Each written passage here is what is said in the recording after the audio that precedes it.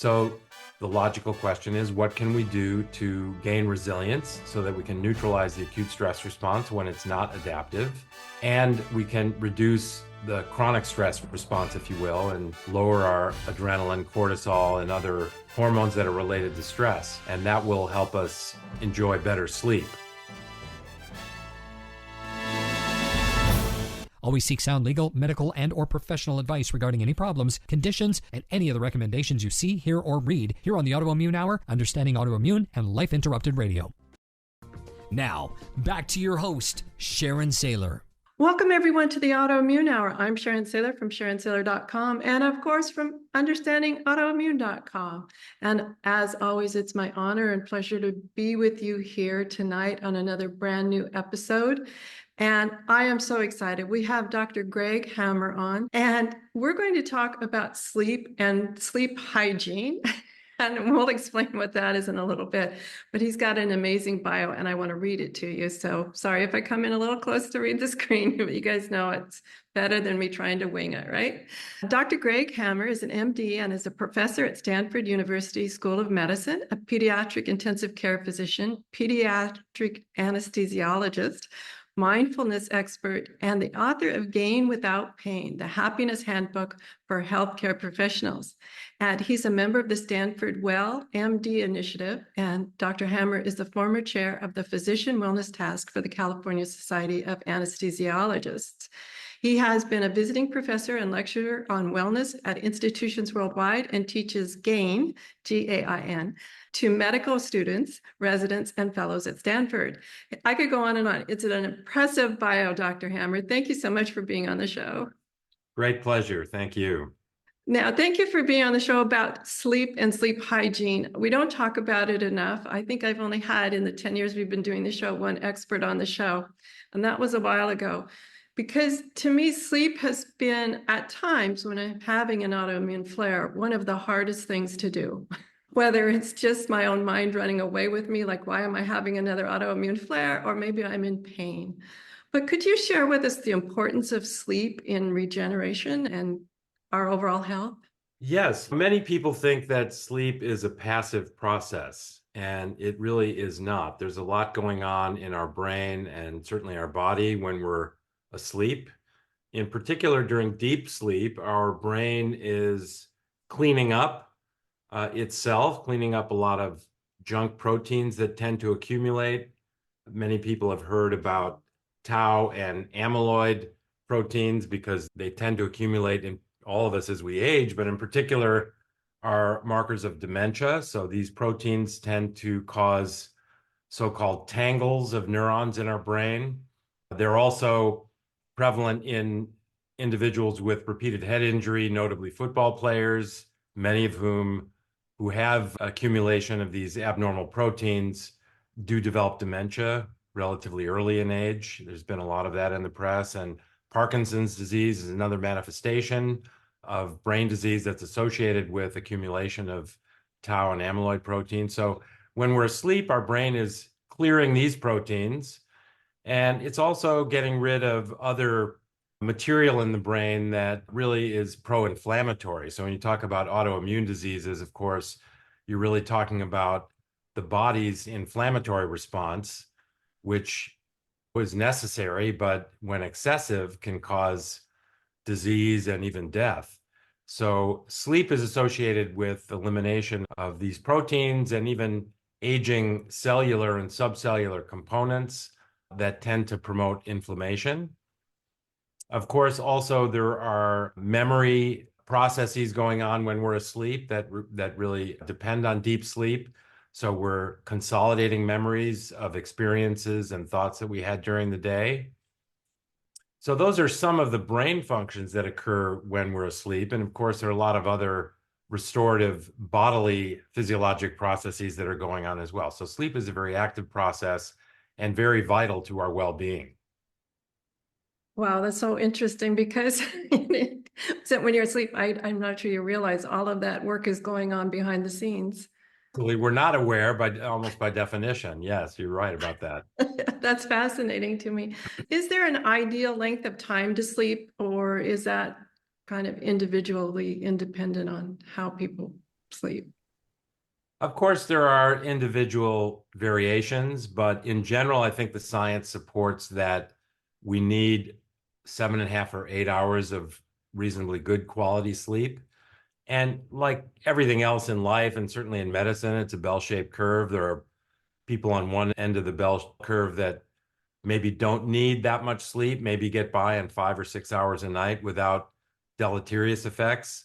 And on the other extreme, there are people that undoubtedly need more than 8 hours of sleep a night to function optimally. But in general, we can talk about the middle of the curve, the 95% of us that really do need 7.5 or 8 hours of sleep every night. I think it's really crucial to focus on those conditions that promote sleep and those that oppose good sleep. Well, I keep thinking about interrupted sleep. Like sometimes maybe I'm in bed for 8 hours, but it's not uninterrupted. I'll either wake up and be able to go right back to sleep, or maybe I have to use the restroom or other things. Is that harmful where you're not sleeping for the full 7.5 or 8 hours?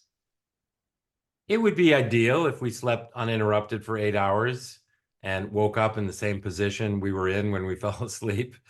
But that is pretty uncommon. It's quite common, and I guess you could say normal, to wake up once or twice during the night, maybe get up and you have to pee. So a couple of awakenings at night are certainly common, and I think they would be considered normal. I often wake up more often than that. I'm very sympathetic to people that wake up relatively frequently, and usually I can go right back to sleep, but not always. And I think this is really a problem that almost all of us have. There are people that just sleep through the night on a routine basis, but for most of us, we do end up awakening at least once or twice during the night and sometimes more frequently. And as to whether it's harmful, I think it's really hard to say. It's just a fact of life that we wake up during the night. And I think that we wake up typically when we're in lighter sleep. So hopefully that means we've had a cycle or two or three of deeper sleep, REM sleep, and those phases of sleep that we know are restorative. I know a common complaint of people with autoimmune is what they call brain fog. And oftentimes, at least for me personally, I've related it to either disrupted sleep or a lack of sleep, that my brain is much more foggy in the morning, that I have not felt I slept well. Absolutely. Yes. There are a lot of causes of what people call brain fog, especially now that COVID is so prevalent. A lot of people have residual effects of COVID, whether it qualifies as long haul COVID or long COVID or not. A lot of people have brain fog for some period of time after COVID and other viral infections. And there are certainly a lot of causes: metabolic, immune, other causes. Aging itself, cardiovascular disease can produce changes in the brain that may lead to what we call brain fog, and certainly lack of good quality sleep. And we really need to consider the quality as well as the duration of sleep. So when one or both of those are deficient, brain fog is a common side effect. I'm putting that down, that we're having you back on to discuss brain fog, because this sounds like I went down a rabbit hole that's more deep than and more wide than we have the time. So we're going to bookmark it there. That has me fascinated. Okay, so now a couple of other questions about sleep. And what about dreams versus nightmares versus vivid dreams? Are any of those like an indication that something's wrong, or are all those quite natural? I think those are all common and I would say natural. I'm not a psychiatrist. I'm not really an expert on that domain, I think, that you're entering into with regard to how we interpret nightmares, sleep terrors, such things. But I think they're certainly very common. We do tend to dream during certain cycles of sleep, during REM sleep. And of course, dreams are quite normal. And what exactly is happening to explain the dreams that we have, why we remember them or don't remember them, I think typically if we wake up proximate to the time of that phase of sleep when we're dreaming, we may remember it temporarily. A lot of people will write them down so that they don't forget. But as to the sort of psychologic significance of the content of our dreams, I'll have to defer to somebody with more expertise in that area. I remember a couple of times in certain medications I was on, Now, this is the Science of Sharon community. I want to say that while I was on, and my dreams were much more vivid and more memorable. Is that uncommon to have maybe something you ate or took during the day affect the quality of sleep and even the quality or the intensity of things like dreaming? There are drugs that actually seem to be associated with vivid dreaming. Certain antidepressant, anti-anxiety dreams may be associated with vivid dreaming. And otherwise, I think we all have particularly vivid dreams, at least occasionally. And as far as our diet and other aspects of our lifestyle, I don't think anybody really knows what the factors are that lead to that kind of dreaming, other than certain medications seem to be predisposing. I want to circle back, though. You've got me totally fascinated about the harmful proteins and the aging mitochondria. Is there a way with these proteins are collecting in there? Is there a way that we can help either by diet, exercise, or other lifestyle choices and good sleep that can help the brain remove these harmful proteins? I think maybe if we just take the 30,000-foot view of dementia, what are the factors that predispose to dementia? And those accumulation of those proteins, among other things, is associated with dementia, whether they're actually causative or just an association, I don't know. I'm not sure that's known, but really, in the entirety of our lifestyle has to do with how we age, and the diseases of aging are largely considered four. There's cardiovascular disease, there's neurodegenerative disease, which includes dementia, things like Parkinson's, et cetera, Alzheimer's.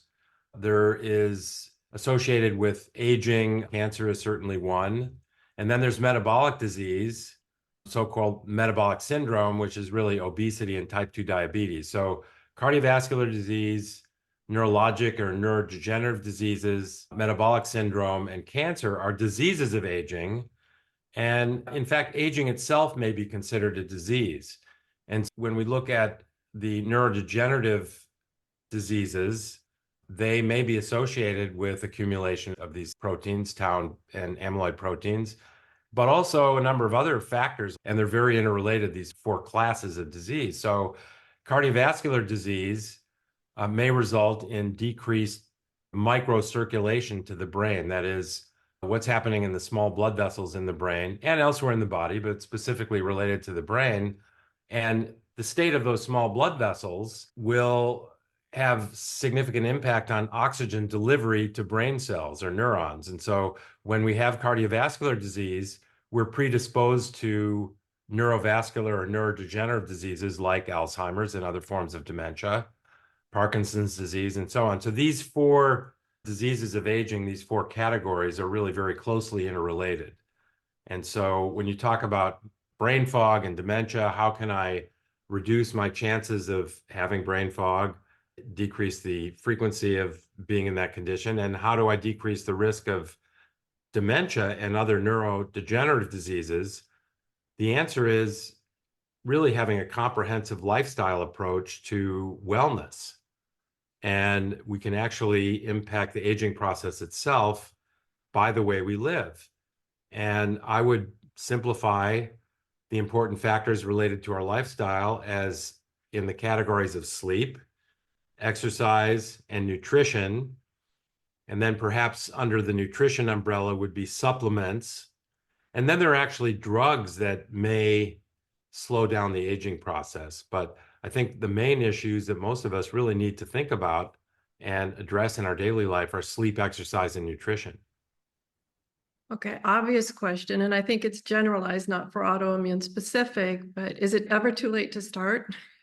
No, it's not. In fact, there are always going to be benefits of really focusing on good sleep hygiene, trying to optimize our sleep, our exercise, and that could be a whole separate discussion, what kinds of exercise are best, et cetera, and the way we eat. And that's also a long discussion in terms of what is the optimum diet. But I think having good sleep hygiene, planning on 8 hours a night, exercise on a regular basis, both resistance training and aerobic or cardio training, as we say, as well as balance and core strengthening, And then in the domain of diet, look at where are the most centenarians living in these so-called blue zones around the world and what is their diet like. And generally, the Mediterranean diet, largely plant-based, some seafood, the right kinds of fats, not a lot of sugary foods and not a lot of refined foods.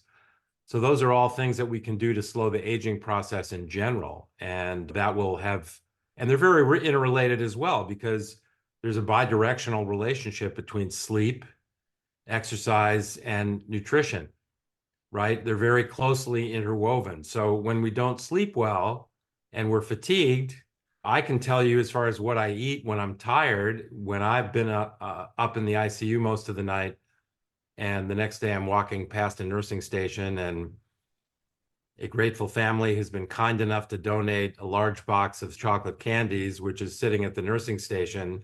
There's nothing that hits the spot like one of those chocolates. And that sugar rush that you get, especially when you're tired, feels great. And many of us crave sugary foods when we're really sleep deprived. Of course, they may give us a temporary boost in energy and then we crash. I try not to indulge too much. The relationship between sleep and way we eat, another function of sleep that affects how, what, and when we eat is that the hormones, many hormones are actually regulated during sleep and rebalanced. And the hormones that regulate our appetite and how full we are from eating, satiety is the technical term for that. Those hunger and satiety hormones are rebalanced when we're asleep. When we don't get enough sleep, the hunger hormones tend to take over. And so we tend to want to eat more when we're tired, and particularly sugary and fatty so-called comfort food. So again, sleep, exercise, and nutrition very tightly interwoven, and good exercise promotes good sleep. Healthy eating promotes good sleep, and vice versa. Which I think we all know, but as you said, there we all have these moments of weakness where some comfort food from our past really sounds good. Knowing and doing are two different things. So I think I try to break things down for myself, and when I'm teaching and having conversations with people like you, into sort of simple, not to coin a pun, but bite-sized components, if you will. And that's why really our health really relies simply on sleep, exercise, and nutrition as being integral. And we know what to do, as you said, but it's also important that we hear the truth repeatedly to reinforce what we already know. I know when I go to a medical or scientific meeting, a lot of times I'm hearing what I already know, but it's reassuring to hear it from some other expert. And it really does tend to consolidate or fortify my knowledge in that area. So yes, we know what to do, but we need to be reminded, and then we need to be induced, mainly through ourselves, to do those things that promote good health. And I always like to say, it sounds so simple, but it's not always easy. I want to circle back on something you said about sleep position. We didn't really discuss that, but I am curious, is there a particular position that you recommend, our side sleeper, left, front, back, or is that just a personal preference? It's a personal preference. I think certainly many of us, especially as we age, develop some degree of what we call sleep state airway obstruction, commonly manifest as snoring. And certainly when we sleep on our back, our tongue tends to fall by gravity to obstruct our airway by falling against the back of our throat, for example. So sleeping on our back is not great if we tend to snore. Sleeping on the front of our body, in other words, being prone, face down, may not be good for our back if we have low back issues, for example. So there are specific things that are perhaps healthiest for certain individuals, depending on whether they tend to have sleep airway obstruction or orthopedic issues. Certainly sleeping on your side if you have shoulder problems. It's the position, it's the mattress, etc. But I think we all tend to find a position of comfort. No, I definitely have a preferred position. And I notice I have to be in that position at least to fall asleep. I don't always wake up in that position, though. And one of the comments you said was to be in that position. It sounded like, okay, for 7, 8 hours. I tend to move a lot more than that. Yeah, most of us do. As we're talking, you mentioned pillows. There are so many options of pillows. Do you have a preference that you suggest for people? I think before I found my favorite pillow, I probably bought like 10 pillows. It was crazy. I've got a stack of pillows that my grandkids love to jump in because I just like, yeah, they're nice pillows, but they just don't work for me.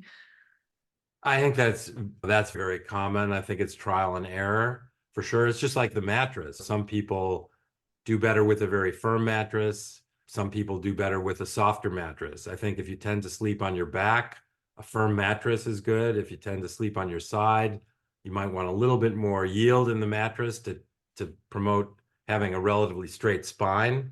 That depends on your body habitus, et cetera. So I think it's the same with pillows. We all have our own preferences. I like a bulky, medium firmness pillow myself that I can bunch up. Many people, including myself, to sleep with a pillow between their knees. It promotes good lower spine positioning. So it's really highly personal. And as you suggested from your own experience, unfortunately, most of us go through a bit of trial and error before we settle on the pillows that we like best. And we end up with a closet full of pillows that we don't use. Yes. I won't bring up the argument over dual sleeping and mattresses because that could open a whole can of worms. But you mentioned about how people like different mattresses, and the problem with it's when you have dual sleeping or a sleeping partner. There are mattresses designed for that. I won't use a brand name. There are mattresses. I don't know. I don't particularly think the quality is necessarily the best, but there's an air mattress nestled in between layers of other material, and you can inflate or deflate the air mattress component according to the firmness you desire. And each partner may be able to do that on their own independently. But yeah, there are an awful lot of options out there for beds. As we're talking about mattresses that do magical things, what about the ones that you can lift your knees, you can lift your feet, you can lift your head? Is that just personal preference too, or is there harm to sleeping maybe in a more, I will say, somewhat seated position or a position where your feet are higher than your head? I have one of those beds myself. It has the ability to have the head and area under the knees more or less elevated electronically. I think if you sleep on your back, that's great. If you can sleep with your head elevated, again, if you change positions a lot and you're going to want to sleep on your side, having just the head of the bed elevated at an angle of 30 degrees or so probably won't work for you. But if you do tend to stay on your back, especially if you have some sleep airway obstruction, having the head of the bed elevated is great. Similarly, for your spine, particularly lumbar spine, having something under your knees, whether that's the bed doing that or a pillow under your knees, is helpful from an ergonomic standpoint. Again, highly individualized. For me, I use the mechanism to elevate the head of the bed and elevate the portion under my knees, mainly if I'm intending to sit up and read, for example, or perhaps watch television. But for sleeping, because I do tend to sleep on my side and I change positions a lot, I need to have the bed flat. I imagine that many people would share that preference. Mhm. I've heard from other experts about when you mentioned television and things like that, and I have to be honest, I'm a TV in the bedroom kind of person myself. But about all these different forms of ambient light that are now there, like whether you have a air purifier in the room that has a light, or your TV emits a little light, or oh my goodness, your phone. What are your thoughts on all these ambient lights? People talk about not only ambient light, but electromagnetic radiation in general. So that would include electronic devices that are plugged in, whether or not they're actually turned on, they may emit this electromagnetic radiation or EMR. And as a scientist or somebody who's scientifically inclined, I'm not that impressed with the data that EMR is particularly unhealthy for most of us, but there are certainly those who would disagree. As far as light as a form of electromagnetic radiation, so it would be under the umbrella of EMR. And beyond that, we could say that the wavelength of light may affect our circadian rhythm. I think that if it's a tiny little light in a relatively distant part of the bedroom, I doubt whether it has much effect, unless we're very light sleepers, in which case I would certainly recommend an eye mask. since they're inexpensive and generally pretty comfortable and help create a dark environment. But blue light in particular, the short wavelength light that's in the blue part of the spectrum, does tend to activate us. So it does affect our circadian rhythm. That's why many people recommend that we get up in the morning, we immediately open the blinds, that we go outside without sunglasses as early as we can to get natural sunlight. One of the benefits of that is that blue light, as part of the spectrum of sunlight, is activating. So it tends to arouse us, wake us up, and we don't want to have that at night. And that's why one of the reasons that it's recommended really to put your screens away as part of good sleep hygiene at least an hour before you want to go to sleep. So that means your phones, your tablets, your laptop, and even television. There are, of course, blue light blocking glasses. So glasses that you can wear that have a pretty clear lens, but they tend to block out blue light selectively. I think for the most part, those are not necessarily perfectly effective. So I think that it's recommended still, and I recommend putting your screens away an hour before you go to sleep. Again, these elements of sleep hygiene are individualized. For example, for me, caffeine, I'm very sensitive to caffeine. Caffeine has a very long half-life. If I had a cup of coffee at 1 o'clock in the afternoon, which I used to have after lunch, we get that little sag in energy level as the blood flow is diverted away from our brain to our gut for digestion. Some coffee really hits the spot, but caffeine has a half-life of about 5 or 6 hours. That means that the concentration that you have in your bloodstream and your body a half hour or 45 minutes after that 1 o'clock cup of coffee, that blood concentration, half of that is still there at 6 or 7 o'clock in the evening. And a quarter of it is still there at maybe 11 or 12 o'clock at night. And so for me, since I'm sensitive to caffeine, that definitely disrupts my sleep. So I stopped having the cup of coffee after lunch, and I found that my sleep was improved. Now, there are people that can have a double espresso right before they go to sleep and they're fine. So we're really talking about the middle of that bell-shaped curve. And for most of us who are at least moderately sensitive to caffeine, they should avoid it. Caffeine, alcohol, heavy meal, all to be avoided proximate to bedtime. Mm. I'm up in favor of the heavy meal, but I must be on the far end of the bell curve. I don't notice caffeine. I could have an espresso after dinner and be fine. So I guess I'm on the far end of the bell curve. Yeah, people drinking coffee at night, and I'm assuming it doesn't interfere with their sleep. Otherwise, they wouldn't be drinking it then. But there are people like you who are not very sensitive to caffeine, Yeah, as opposed to sensitive people to a like lot me. of other things, but not caffeine, which is amazing how we're all so different. You had mentioned circadian rhythm. I want also to talk about sunlight in the morning, but you had mentioned circadian rhythms. Is there a specific time we should go to bed, or how does one determine what their circadian rhythm is to know how to maximize your sleep? That's a good question. People talk about being night owls versus being a morning person. So I think it is individual. For most people who work, they have to get up at a certain time in order to get ready to go to work. That determines when they have to get up in the morning, which should then advise when they should go to sleep at night. So But, they just count backwards. exactly. So Okay. yeah, it's a skill, but get out your calculator if you need to. But yes, count backwards to 8 in hours from when you have to get up, and that's what time you should go to sleep. But if you don't have to get up at a particular time to go to work, then I think you should just listen to your body and what works well for you.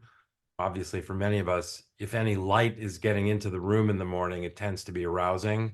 I have blackout shades that do a pretty good job, and then an eye mask as well, because I tend to be a light sleeper and light does wake me up, even when my eyes are closed, of course.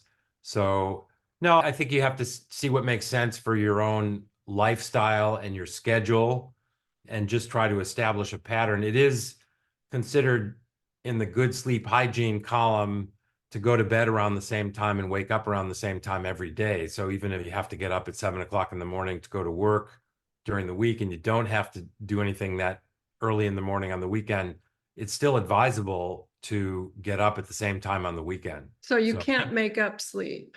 I guess there's 2 points. One is that it tends to promote good sleep when we go to bed around the same time and wake up around the same time every day, including on the weekend.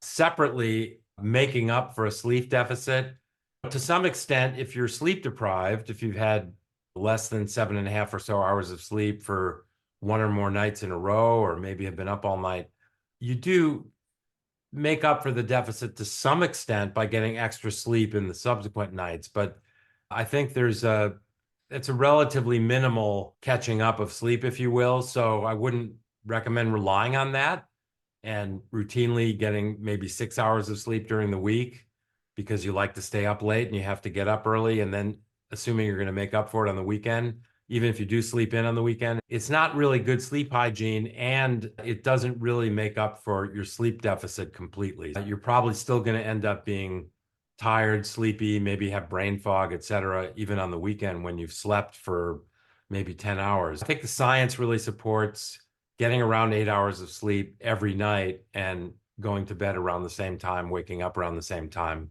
on a daily basis. And I can hear many in our community, because I've been there. Luckily, I'm not there right now, but I have been there saying, oh, to have 5 or 6 hours of sleep would be great, let alone 7 or 8. Oftentimes with autoimmune and the inflammation, our bodies are just so sore that trying to get comfortable sitting, standing, or prone is really difficult. Do you have tips for people that deal with what I'll say either mild to moderate? We could even go into extreme pain, but let's just talk about mild or moderate discomfort. That's a tough one, of course. I There know it's are so individualized. truly, and I think not to minimize anybody's pain by any stretch, so I don't mean to do that, but pain is a subjective sensation by definition. So I think a comprehensive approach to dealing with pain is very worth investigating and practicing. Not that even under the best of well-trained minds, circumstances, pain is going to disappear when you have a chronic painful condition. But as far as sleep, aside from acetaminophen or the usual range of nonsteroidal anti-inflammatory drugs at bedtime, there are selective COX-2 inhibitors like Celebrex and pardon me for the brand name, but celecoxib, I guess I should say, for people that don't tolerate nonsteroidal anti-inflammatory drugs in general, meaning they get an upset stomach or gastritis, and that might interfere with their sleep if you take ibuprofen or another such NSAID at bedtime. But celecoxib is one that you can take that is less likely to bother your stomach.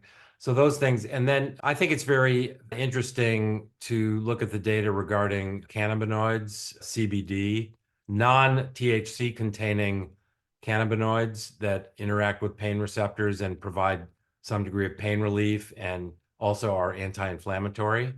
So many people take CBD before they go to sleep at night. And I think for many people, that is very helpful and may help treat pain and inflammation overnight. Definitely one to speak to your doctor about, bring those ideas to them and let them help you sort out your individual issues with getting quality sleep. And part of what we have to do right now is take a quick commercial break, and we'll be back in 2 minutes to find out more about sleep hygiene and ways to improve our brain health, because I'm finding out that these two are very closely related. So we'll be right back. Welcome back, everyone, to the Autoimmune Hour. I'm Sharon Sayler from Understanding Autoimmune, and you can find all of this episode and all of the almost 500 episodes over at understandingautoimmune.com or on YouTube. And by the way, if you're watching this on YouTube, please subscribe, because it really helps us build our community and get the message out to a larger group that you are not alone, and that we are here to help support you in understanding that you can live a full and complete life, becoming a survivor to thriver, and have a great life even with a diagnosis. So one of the things that we're talking about has something that I've struggled with off and on through the 10 years of my diagnosis is sleep. And that's why I asked Dr. Greg Hammer to come on the show and talk about sleep hygiene. And he, as I said at the beginning, he's a professor at Stanford University of Medicine, a pediatric intensive care physician, pediatric anesthesiologist, That's so hard to say. And mindfulness expert. And there's a couple of things I want to talk about mindfulness and sleep, if you would. Share some of your thoughts on how we can use specific mindfulness practices to prepare us to sleep or get us into that mood to sleep. Sure, that gets to the greater issue of stress in our lives. And when we talk about stress, we can talk about acute stress and chronic stress. Acute stress, as you would imagine from the term, involves a rather sudden response to something stressful.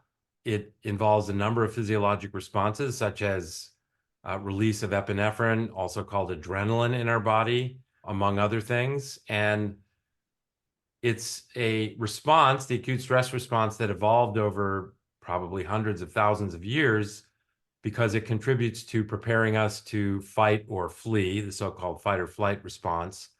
And it also tends to cause a focus in our concentration. This was adaptive when we were sitting in a cave trying to keep the fire going, and there could be a saber-toothed tiger lurking outside the mouth of our cave, and in fact, maybe poked its head in our cave. We want to be able to respond quickly, activate our muscles, get sugar to our muscles, and all those things in order to fight or flee. The problem is that we still have this acute stress response, but we're rarely, most of us, fortunately, faced with an actual threat. So it turns out the acute stress response is mostly triggered by our thoughts. So it is generally or often not adaptive. We think of something stressful, anxiety provoking, and we get a surge of adrenaline and so on. And that is not necessarily adaptive, but it's okay as long as we have the resilience, the tools to neutralize those acute stress responses. Otherwise, we're stuck with an elevated level of adrenaline on a chronic basis. And back to the diseases of aging, that promotes cardiovascular disease, and even the other diseases of aging are promoted when we have chronic stress. Cortisol is another component of acute and chronic stress. So when we don't neutralize the acute stress response, our cortisol tends to remain elevated.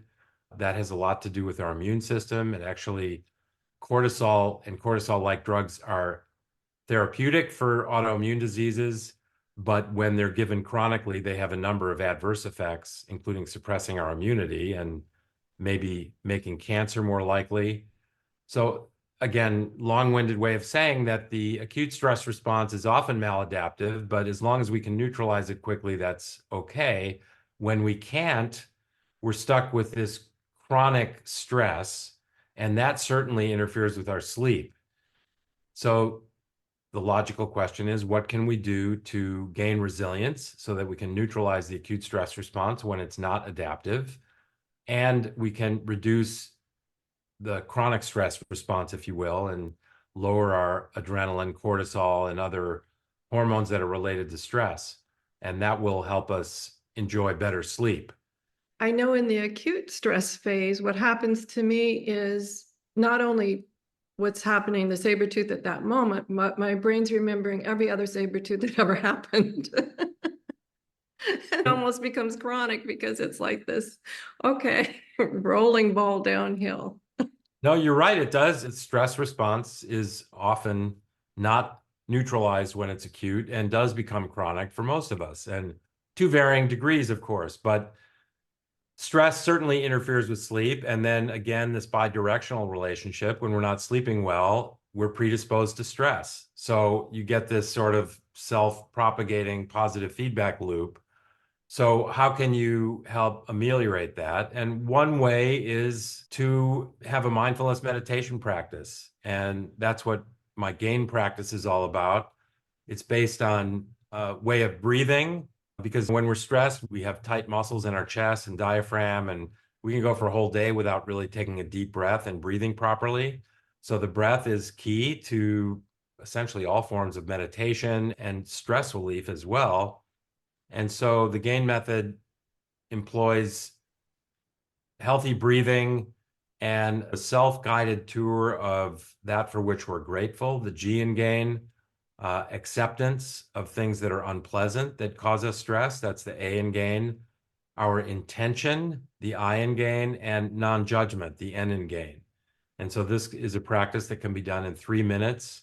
We go to slow, deep, deliberate breathing.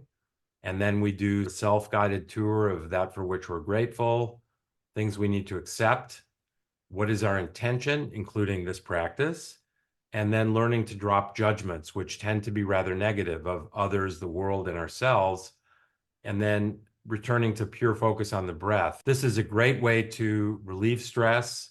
Having a gain practice or other mindfulness meditation practice proximate to the time of sleep is wonderful.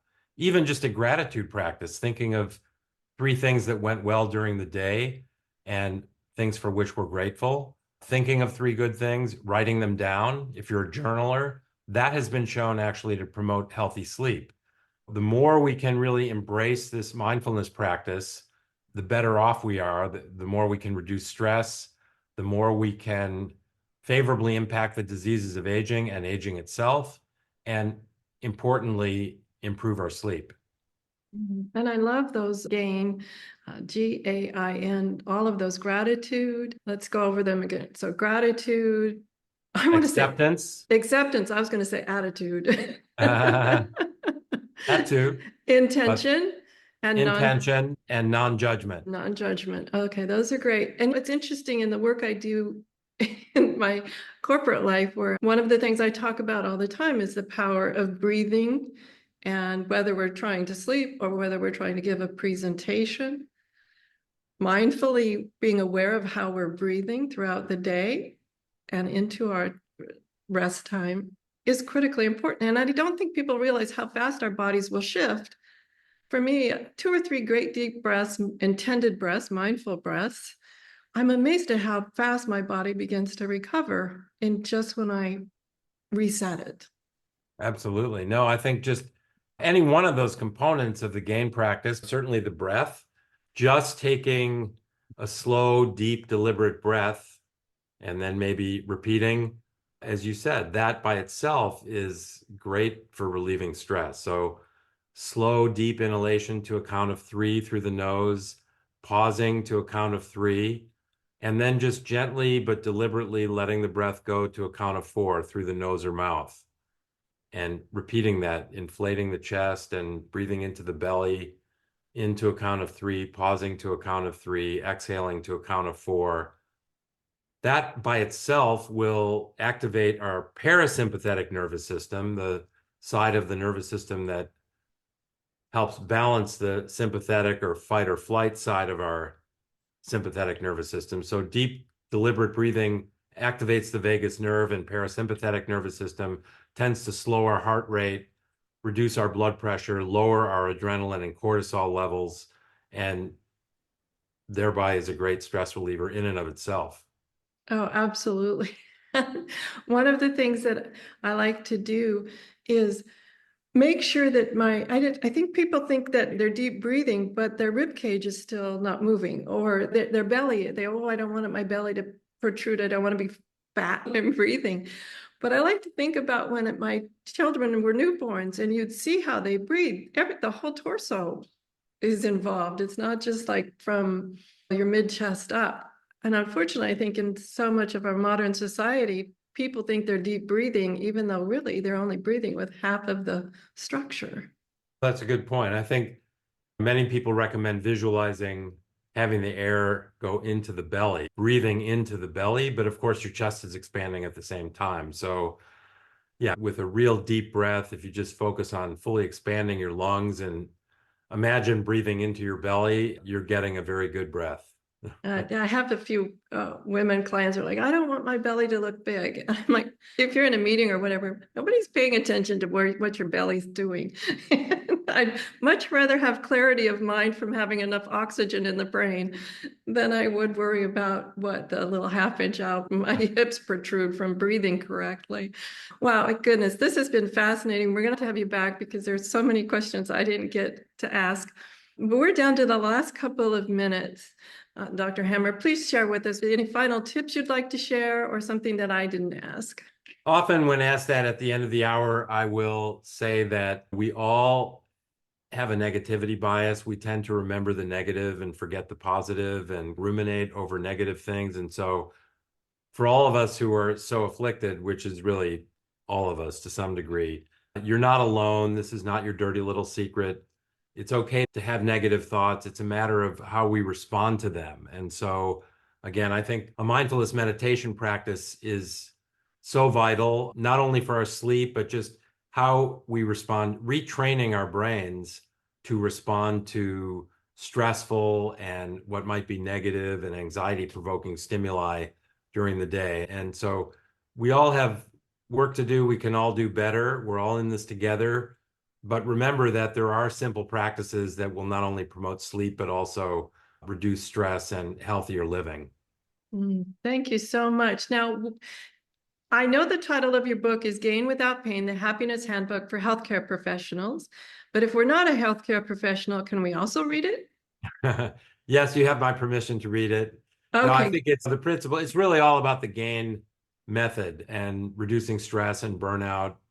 And so it's really a book for everyone. It's just that my publisher at that time wanted me to include a subtitle and target a particular segment. But the book came out 3.5 years ago, and most of the TV, radio, and podcast interviews I do related to the book have nothing to do with healthcare professionals.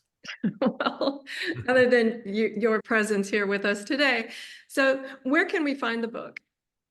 The book is on Amazon and elsewhere. My website is greghammermd.com, GREGHAMMERMD.com. There's a lot of media there, a lot of other useful information, and a link to the book as well. Thank you so much, Dr. Hammer, for sharing all your insights today. I think sleep is one of those things that's often overlooked in how we got where we are and how it can help us get back to where we want to be. Thank you very much. My pleasure.